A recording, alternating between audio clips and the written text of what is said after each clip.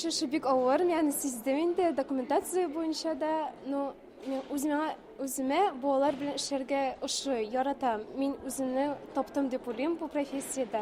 Укытучы һөнәренең мактаулы да, котлаулы да икәнен аңларга бер айда җитә. 20 яшьлек Зиләдин Мөхәммәтова Арча педагогия көллиятен тәмамлап, туган ягы Күкмарада эшли башлаган. Дөрес курсларының барысы да мәктәпкә китмәгән. Безнең төркемдә 25 студент иде, 19-ы менә мәктәптә эшли, 6-сы мәктәпкә эшләргә кермәде. Укытучы булып эшләү дә бит ул балалар белән эшләгәч, үзеңне гел яшь хис итәсең. Һәм яшь бара дигәндә, күңел бара теге бала чагалар сыман теге.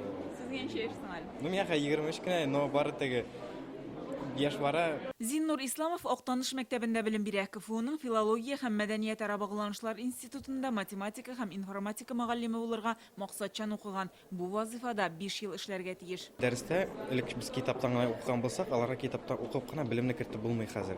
Бары теге компьютер ярдәмендә яки презентациялар, яки компьютерны үзен күрсәтеп анда күбрәк практик белән аларга хәзер белем керә инде. Быел республика мәктәпләренә 1000-нән артык яшь укытучы килә. Бу залда 300-ләбе. Мәгариф һәм фән министры республика рәисенең котлау сүзләрен укыды. Мөгаллимлек тәҗрибәсеннән чыгып, үз киңәшләрен бирде. Төп безнең максат бүген яшьләрне менә шушы һөнәр сайлаган яшьләрне, эшкә килгән яшьләрне саклап калу. Аларга мәктәпнең гүзәллеген, матурлыгын, аның нинди әһәмияткә ия икәнлеген аңлатып. Яшьләр мәктәптә бар җаваплылыкны тоеп, намус белән эшләргә, һәрдаим камилләшергә әзербез диләр, ант итәләр. Һәрдаим һөнәри үсешкә омтылырга, үз эшемнең остасы булырга ант итәм.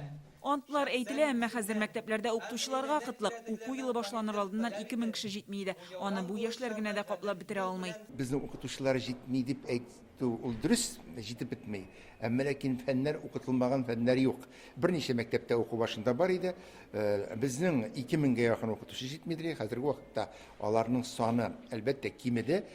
Бу ни өчен кими?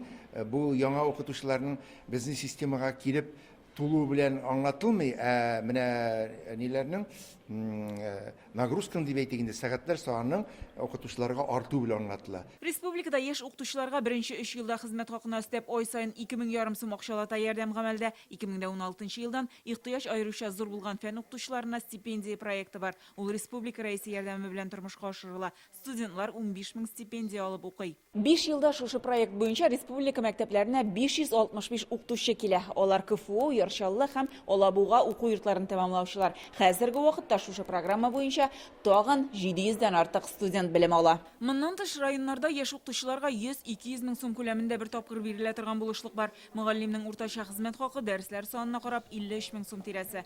Министр төбәк дәрәҗәсендәге кертелгән чаралар гына җитми. Укытучыларны мәктәптә калдырыр өчен федераль дәрәҗәдә карарлар кирәк дип ассызыклады.